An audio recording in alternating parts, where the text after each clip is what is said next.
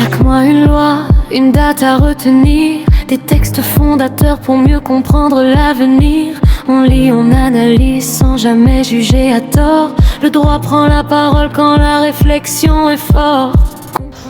À chaque fois que vous entendrez les termes gestion d'affaires, paiement de l'indu ou action répétitive ou encore enrichissement sans cause, sachez qu'il s'agit simplement des éléments qui constituent un quasi-contrat en droit des obligations, qui trouve d'ailleurs son fondement juridique dans l'article 247 du Code civil congolais.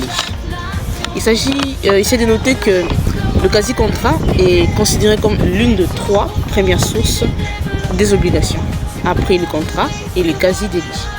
Alors, contrairement au quasi-délit, le quasi-contrat est totalement licite, puisque le quasi-délit est cette faute, simplement.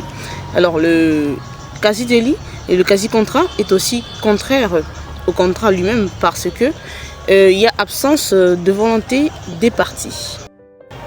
Alors, la gestion d'affaires, qu'est-ce que c'est?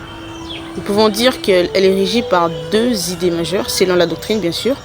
Ce que j'ai voulu appeler le n'est pas, bien sûr, le n'est pas favorisé et le n'est pas défavorisé.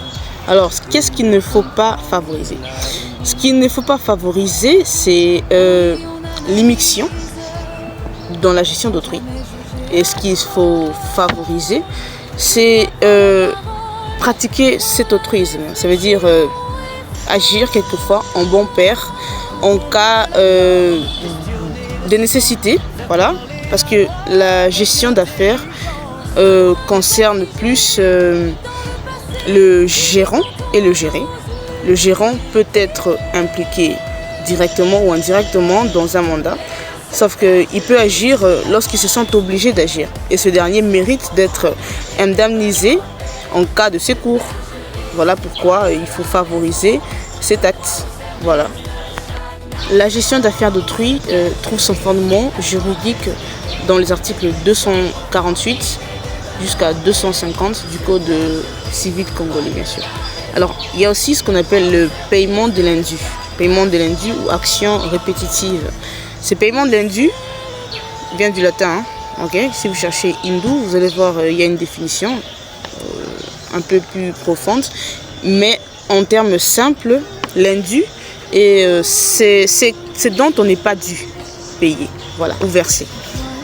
Dans le paiement de l'indu, il y a deux acteurs principaux. Le solvens, le débiteur, ainsi que l'accipiens, c'est lui qui reçoit, le créancier bien sûr. Alors le paiement de l'indu peut être, selon la doctrine, relative ou absolue. Voilà.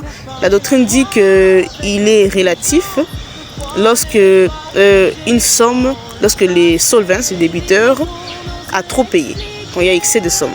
Vous devrez à quelqu'un $50 et vous payez 400. Ça veut dire que l'accipiens, le créancier, doit vous remettre le 350 restant parce que vous avez payé plus. Et l'indu peut être aussi absolu dans la mesure où il n'y avait pas de dette. Il se fait que vous avez une dette, quelqu'un a payé à votre place, ou peut-être même que vous n'avez jamais eu de dette et vous avez quand même versé quelque chose. Alors, immédiatement, le créancier est obligé de vous restituer votre argent pour éviter tout abus. Le paiement de l'indu est consacré à l'article 252 du Code civil congolais. Et pour finir, comme troisième élément d'un quasi-contrat, il y a aussi ce qu'on appelle l'enrichissement sans cause. Alors, l'enrichissement sans cause n'a malheureusement pas de fondement juridique en droit congolais, mais il est régi par l'équité. L'on voudrait simplement que nul ne puisse s'enrichir au détriment d'autrui. Ça veut dire qu'il ne faut pas abuser de ce que quelqu'un a pour s'enrichir.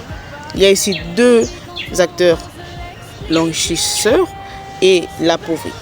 Alors, si l'appauvri constate que ce dernier a été brutalement béni, si je peux le dire, il a le droit d'ester en justice. Et cette action va être ce qu'on appelle l'action in rem verso. C'est-à-dire que l'appauvri doit prouver que ces derniers l'enrichit à ce qu'il a, parce qu'il s'est enrichi de manière frauduleuse à travers son patrimoine, en quelque sorte. Voilà ce qu'on appelle l'enrichissement sans cause. Donc, comme le terme le dit clairement, l'enrichissement sans cause, c'est le fait de s'enrichir de manière illégale ou illicite d'un bien ou d'un patrimoine simplement de quelqu'un d'autre, sans cause. Le droit prend la parole quand la réflexion est forte. Contre la norme, questionner le sens